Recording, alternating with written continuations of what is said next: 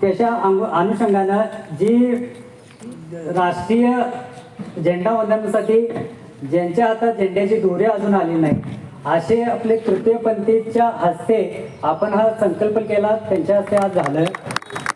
स्वातंत्र्य मिळाल्यापासून त्यांचा संघर्ष असा राहिला आहे की स्वातंत्र्य मिळाल्यानंतर त्या घटनेत किंवा त्या प्रोव्हिजनमध्ये जे 2 ब्लॉक असतात स्त्री आणि पुरुष, त्याच्यात तिसरा ब्लॉकच नव्हता.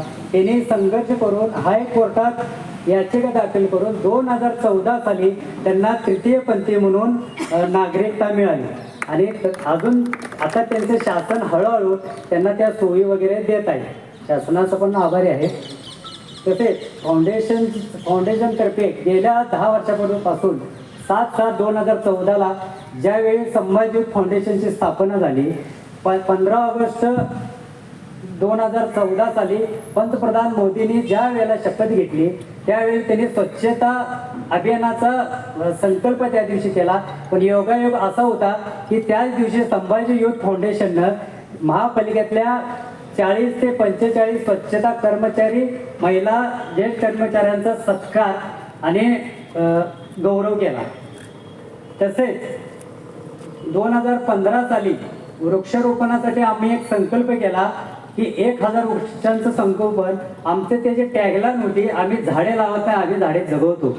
आणि आत्ता जी आसपासला जी झाडे दिसतात ती आम्ही जगवलेली आहे. मी स्वतः दर रविवारी सकाळी 7 वाजता 2 कॅन घेऊन जिथे जिथे झाडे लावल्यात तिथं आळं करून माझे सहकारी आज महादेव तोरणे स्वर्गीय, विजय कांबळे स्वर्गीय ही जी माझे सहकारी होते, हाक मारल्याला येणारे दिवसभर आम्ही ती संगोपन करतो. तर रविवारी आमच्या फाउंडेशन माध्यमातून आम्ही ती काम केलेलं आहे. त्यामुळं आज तुम्ही जिथं सावलीत उभारताय, जिथं गाड्या लावताय, ती संभाजी युथ फाउंडेशन लावलेली झाड आहे.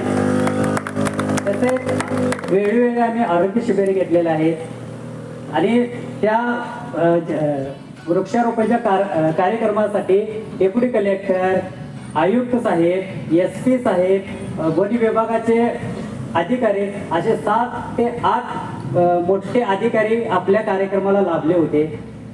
तसेच वेळोवेळी आम्ही भाजीवाला असू दे, हमाल असू दे, रिक्षावाले असू दे, यांच्या हस्तेच आम्ही झेंडावंदनचा कार्यक्रम करत असतोय.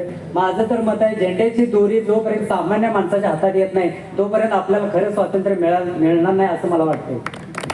तसेच हा वाढदिवसा दिवशी ग्रीटिंग पाठवायचा उद्देश आम्ही गेल्या वेळेपासून चालूच होता. पण गेल्या वेळी कसा होता की एक गुच्छ आणि एक ग्रीटिंग त्या व्यक्तीच्या, त्या मुलाच्या घरपोच जात होतं, आम्ही स्वतः देत होतो.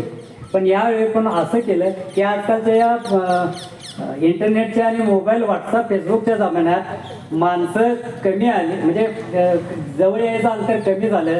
त्यातूनच आमचा हा उद्देश आहे की पोस्टमनच्या हस्ते ज्या दिवशी त्या घरात ती ग्रीटिंग जाईल तो आनंद, आणि त्यावेळी आमच्या फाउंडेशन आणि सल्लागारांची जी यादी असेल त्यांचा आशीर्वाद आणि त्यांच्या शुभेच्छा त्याला मिळतील. तसेच हे संभाजी युथ फाउंडेशनच्या पुढच्या उद्देशाचं पण मी तुम्हाला थोडक्यात सांगतो. आपल्या भागातील विविध ज्या काही कुठल्या गोष्टी असतील, कार्यक्रम असतील, त्याच्यासाठी आम्ही तुमचं पाठबळ मागतो. आम्हाला सल्ला द्या, ही करा, आमच्या बरोबर या. आम्ही संभाजी युथ फाउंडेशन सगळ्यांच्या मागे तत्परतेने आहे. मी आभार संभाजी युथ फाउंडेशनच्या कार्यकर्त्यांचे मानतो. मला अध्यक्ष म्हणून पुढच्या 5 वर्षासाठी निवड केली.